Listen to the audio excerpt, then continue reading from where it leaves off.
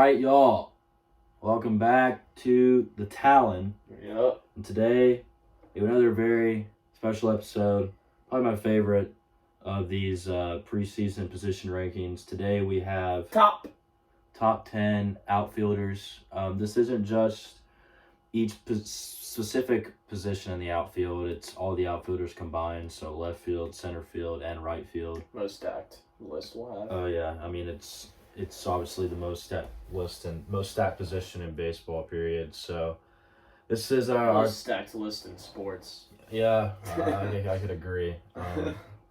There's a lot of great outfielders in the league, so we tried to combine them all in our top 10. There's gonna be a lot of good names on top of the list, but this is just our opinion. Our top 10 list. I think this was harder to make than shortstop. So we're gonna do like we did last time. We're gonna go from 10 down to 1. And we're going to start off with number 10, so I'm going to let you start it off. All right, number 10, I've got the Houston Astro, Kyle Tucker. Kyle Tucker, it's really not that good in the field, was my main issue with him. He has great power. He had a 5.7 WAR, which is amazing, and he's in the 9s in OPS, so, very good player, but this just happens to be a stacked list, and he probably could be anywhere from 7 to 10 for me. But comparing him to my 987, I've got Kyle Tucker at 10. He's the most underrated player on the Astros team. He's better than Altuve at hitting, especially. So yeah, Kyle Tucker at 10. Wow, it's pretty low for me. I had him anyway. He started out at 6. Anyway, at number 10, I have the Baltimore Oriole. The only time you'll hear that, Cedric Mullins. He's on an atrocious team. Arguably the worst team in the league, but he had an MVP caliber year last year. He stopped switch hitting last year, and he turned into an MVP candidate. I think Ozzie Albies needs to take notes from him, honestly, because this dude just raked. He made that adjustment on a really bad team that obviously nobody's going to watch. But Cedric Mullins, phenomenal hitter. He's great in the field. He plays center a lot for Baltimore. I think he's a name to look out for. He went 30 and 30 last year. Yeah, he's a name to look at, which is very impressive. Very, very impressive. And I think he's a name to watch out for on trade watches, potentially. But I think Baltimore could keep him and try to build around him. They got some good prospects in their system, so we'll see what happens with them. There you go. But number 9. Honorable mentions real quick for me. Yeah. Marte, Brian Reynolds, and Nick Castellanos. You agree? Yeah, I didn't have any of them on my list. Good players. Number 9. Number 9. Number 9. I wanted to put him higher, but I couldn't purely off the consistency argument because he's not very good before this last year, but he went off this year. It's the 2-time Gold Glover Tyler O'Neill. Wow. Tyler O'Neill, he had a 6.3 WAR last year with a low 9 OPS. He had a crazy high slugging. He hit, let me see here, 34 home runs, stole 15 bags. Tyler O'Neill, he's an awesome player. He also batted 266, or is that 286? A great year. He's a big, stout, strong guy. Honestly, just don't have a ton to say about him because he only had one good year, and I watched him only a little bit. But he's great in the field, and he's great at bat, and he's on a really good team. I wanted to put him higher, but 2020 season wasn't good. 2021 season wasn't very good. 20 season wasn't good. 19 season wasn't very good. So he was down at 9. Interesting. That's a take. He's a very strong, stout guy. He looks like a guy that you'd see in the rec center in the gym, but he's a good ball player. Number 9, I've got a guy that at one point last year looked like he was the AL MVP favorite, Byron Buxton of the Minnesota Twins. You have Buxton at 9. I have him at 9, and I think he's very, very good. The Georgia native. He's a guy that I wanted on our team potentially as a target this offseason, but oh my gosh, I would have gone crazy. Number 9, I think he belongs pretty well at that spot. I mean, 6 through 9 for me, I could kind of flip flop all these guys. I think 1 through 5 for me are kind of set in stone, but yeah, 6 through 9 are kind of flip flop. Or not. I guess not the same for me. He's really, really good. He's on a solid Minnesota team. He's got power. He can rake. He's quick. He's good in the field. What else is there to say about him? He's really good. He's an MVP candidate caliber player, consistently going to be an all-star. Number 9, I got Buxton. Yeah. Number 8 we're at now, right? Mm-hmm. Number 8, I have Cedric Mullins. I think he's only going to get better because obviously he did not play a lot of games prior to last season. But now he had a 30-30 year, won the Silver Slugger. He already talked about Cedric. He's a really good hitter, and he just gets base knocks. And it's pretty awesome. He almost hit 300 last year. Not a lot of RBIs, but that's just because he's stuck in the Orioles. And he's lead Mullins off, is at 8, and he's and he's leadoff. But he's also just super fast on the base paths. Yeah. So Mullins at 8. And number 8, I'm probably gonna get a lot of hate for this, but I think the past 2 years he hasn't been the same guy. Number 8, I have the LA Dodgers, Mookie Betts, the former 2018 American League MVP. Betts is a great talent. There's no denying that. He's a great hitter. He's raked on us before in the postseason. Mookie's a good player, but I've said for the past couple years, ever since he got to LA, this dude is just He only has 23 home runs. He's just a tad overrated to me. I'm just gonna say it. He is overrated, and I just stand by that. I think he was phenomenal. Yeah. Phenomenal 2018 in Boston. Phenomenal, really good in 2019 too. But ever since he got over to he had a good 2020. He's got a great glove per usual. Good MVP. Runner-up for MVP in 2020 behind Freddie Freeman. But I think number 8 is just a good spot for him because he hasn't been the same guy the past couple years. And Betts is getting up there in age a little bit. I don't see him ever, this might be a hot take. I don't see him getting better. I don't see him ever being the same player again that he was in 2018. The Tennessee native Mookie Betts. I think he belongs at 8. Batting champion in 2018, right? Yes. MVP, unreal, was the best player on that World Series champion Sox team. Phenomenal. One great MVP year. But he hasn't been the same player since. Instead of still a great player, just not a top 3, top 5 talent in the league like he used to be. So I think number 8 is where he belongs. Yeah. Well, I'm just gonna go to 7. I have Betts. Kind of for the same reason. He's like, as he's getting older, some of the things that set him above are gonna go down. His fielding and his pure speed. There's no way those get better with age. And he just is not hitting for as much power. He only hit over 30 home runs once, and that was in 18. I think last year he hit 24.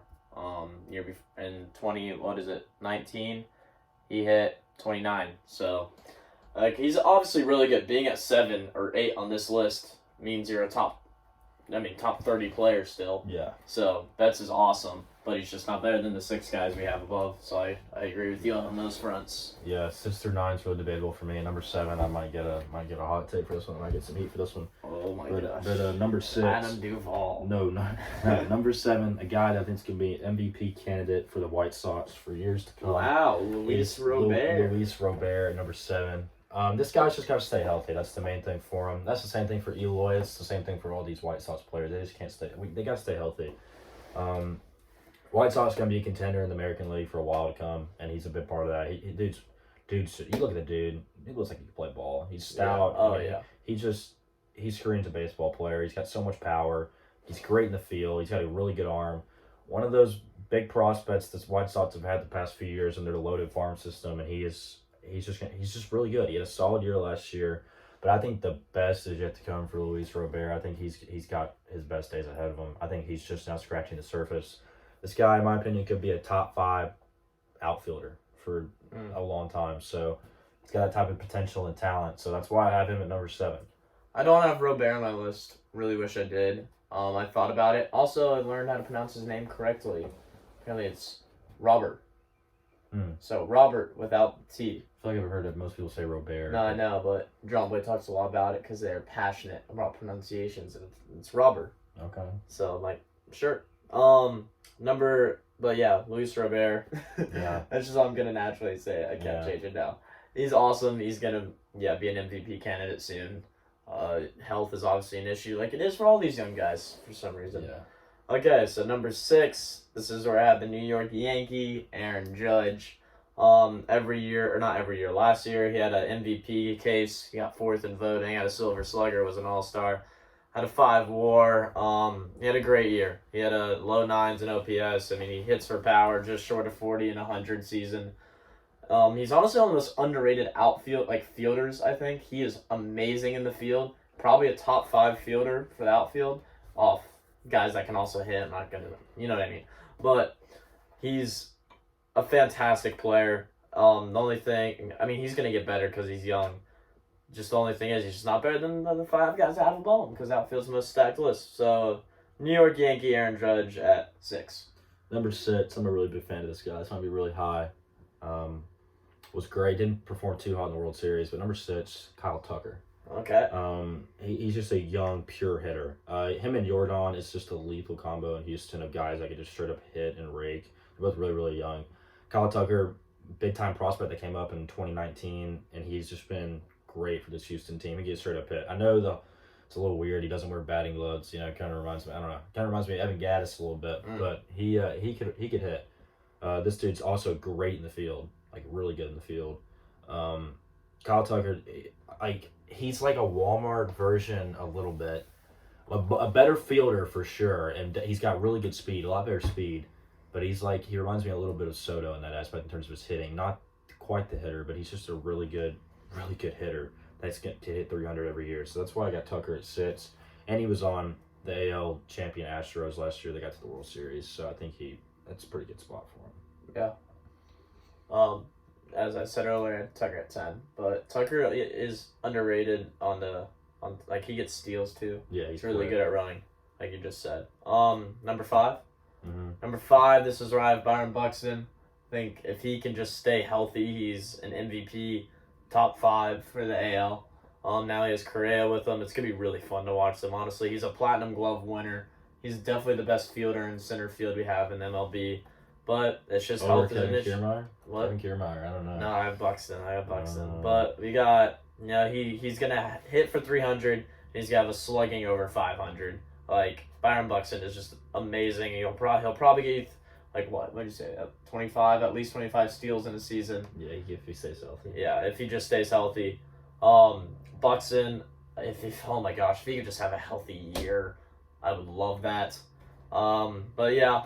He's at 6. The unfortunate thing is you're seeing less and less base running in today's game, a lot less steal attempts. Yeah, unless you're on the Royals. Which is really unfortunate. But number 5. Also, I think Byron Buxton is one of the best names in baseball. That's a pretty cool name. Georgia native. I'd love for him to come home one day. But number 5, I've got Aaron Judge of the New York Yankees. I hate the Yankees, but I don't dislike this guy at all. This guy, I'm going to go ahead and say it, he's one of the most, this is probably a take, most underrated players at this point in the league. I really do think he's underrated. He's just so good. He's got great power. He's got a good arm. He can hit. He could. I mean, he's not great on the base pass, but Aaron Judge is just. He's one of the faces. He's one of the faces of Major League Baseball that people sometimes forget about. And I know the New York bias, and people. You could say, oh, people love the Yankees. They're always gonna give him credit, but Judge belongs in the top 5. I might put him at 4, honestly, on this list over the guy I have at 4. But I think Aaron Judge belongs at number 5, and I think he's the best player on that Yankees team that's going to should be a contender. They underperformed last year. I thought they were going to go to the World Series last year, but they underperformed massively. Hopefully not hopefully. I can't say many of us like the Yankees, but maybe they'll make a run. Yeah, maybe they'll make a run. Probably not. Yeah, they've got a lot of big contracts on that team, aging contracts. But that outfield, it's Judge, Gallo, and Stanton. Well, Stanton's their DH. I think their other outfielder is a question. I don't know what. I think Stanton's actually starting in the outfield. You think? I don't. That's what I heard. That'd be something. That's what I heard. Starting in the outfield. Judge in 2017, his first full year. I don't know how common this is. 50 home runs. 50 home runs. I don't know how common this is. If this has happened before, but this is crazy to me just reading it. Led the league in walks. Led the league in strikeouts. Yeah, that's weird. That's weird. That's weird. Weird stat of the day. Yeah. Should I go to number 4? Sure. We'll go to number 4. I think we both agree Judge would be over 4 if not for recency. Yeah, I think number 1 through 4 we're gonna have very similar, if not the exact same. But number 4, I've got Bryce Harper of the Philadelphia Phillies, the reigning NL MVP. For the longest time, I said this guy was the most overrated player in baseball, and I think for a period of time he was, but he really had a good year last year. Yeah. He really came back. Would have lost if Yeah, he would not have won the MVP if a certain guy had not torn his ACL on July 10th. But I do think he still won the MVP last year. Yeah. It was a kind of a tight race, and then but he performed atrociously in that last series against us. Oh my gosh! But had a chance at the playoffs. Yeah, but let me get to the positives. I know he's on the Phillies, and I'm not a big Harper fan, but he's a good player. I mean, the guy. He was on the cover of Sports Illustrated as an 18, 19-year-old out of Vegas when he got called up by the Nationals. The dude's been a stud, one of the faces of the league for the past decade now. It's hard to believe, but he's really, really good. He's a great hitter. He hit for so much power last year. He hit 300, which really surprised me. I never really thought Bryce was going to hit 300 again. and he was good in the field. The reason the Phillies, finished above 500 last year, they just finished above 500. Solely. And yeah, I mean, he's like the only reason. Now, do I think the Phillies are going to be a contender? Do I think they're no? I don't think they stand a chance of being a contender in their division or in the National League. But I think Bryce Harper is the face of that team. He's one of the best players in the league. He's a top 15, top 10 player in the league. Reigning NL MVP. I think he's just perfect at 4. Yeah, number 4, the same guy, Bryce Harper. On paper, he's the best hitter in the league last year. Had the highest OPS plus, had the highest OPS, had the highest slugging percentage. Had great batting average and on base. Got the Silver Slugger. Got first in MVP. But his fielding is atrocious. Not atrocious, it's bad. He's been negative defensive run saves over the season, the past few seasons, which isn't the end-all be-all, but, come on. Yeah. And that's why they plug him in right. Yeah, the Phillies now have the worst defensive outfield that I can remember. They do. And I think their lineup's a tad overrated. Like, the people have been talking about their lineup. Their infield's bad. Yeah, they have holes in their lineup. 6 through 9 is not scared of at all. Mm-mm. But number 3 on this list, and a lot of people are gonna complain. People might complain, but I think this guy's just been a little too. He's gotten a little. This guy's phenomenal, but I think he's just a little. It's a little too soon. Number 3, Juan Soto, the best hitter in baseball, pure hitter. I can't deny it. The dude. I mean, you've heard all the comparisons to Ted Williams. This guy's just. I mean, you look at his trajectory and his young career. It's unbelievable. He's already got a World Series under his belt. The dude's going to hit 300 every year. He's going to walk a ton. His plate discipline is unseen and unheard of for a player that young. He's great. He's probably the best pure hitter in the league. But outside of hitting, and I stand by this, outside of at the plate, and hitting is a massive part of baseball, maybe the most important aspect. But outside of at the plate, he cannot help you win a ball game. He's not going to win you a ball game defensively. He's not going to win you a ball game with his arm. He's not going to win you a ball game stealing bases on the base pass late in the game. That's why Juan Soto belongs at 3. I'm looking at all-around talent as an all-around player, not just offensively at the plate. If we were talking pure offense, I'm giving number 1 spot in probably the whole league to either him or Mike Trout, undoubtedly. But he's a great offensive player. He has good power. He doesn't have unreal power. He's going to hit 29, 30 home runs. I don't think he's ever going to be a 45, 50 home run guy. I don't really see that happening. But Juan Soto's a phenomenal player. He's one of the best young players and one of the best players in the league. I think he's a top 5 player in Major League Baseball. Yep. But he belongs 3 in this list. He's not better than the top 2 guys ahead of him. I just don't think he is. I also have Soto here. I think I agree. He's an amazing hitter. We're not taking away from that. He's just noteworthy. You want to keep going? Okay, sorry. Tractor run in the back. Don't know if you But Soto here, yeah, I'm just going to say the same thing you just said. He got 2nd MVP voting. Yeah, he's a Silver Slugger. But for some reason, in my head, if I'm imagining Game 7, and there's a guy on 2nd in the 10th inning because we got that rule back after it was gone for a week, do I want Soto or the 2 other guys we have ahead of him? Yeah. And I want the 2 other guys I have ahead of him because as much as Soto is a good hitter, or let's say guy on 1st or 2nd, either one, or 3rd. Anyway, we can get a game-winning RBI. I want one of these other 2 guys ahead of him. Yeah. Because I don't need to walk in that scenario. Yeah.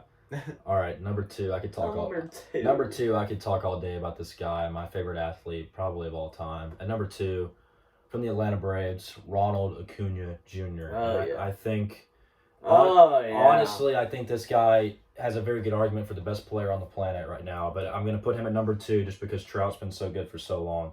Ronald Acuna Jr. is the complete package. He is everything you want in a baseball player.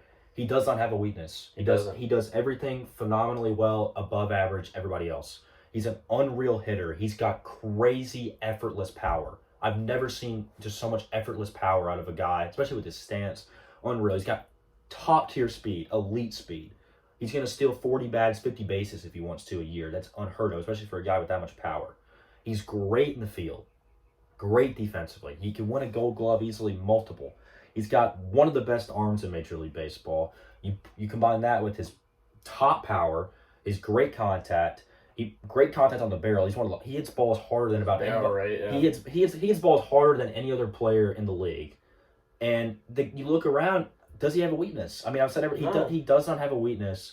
And prior to last year, at 82 games, he had what, a 4 F WAR? He was on pace for an 8 F WAR season or more. That is unheard of.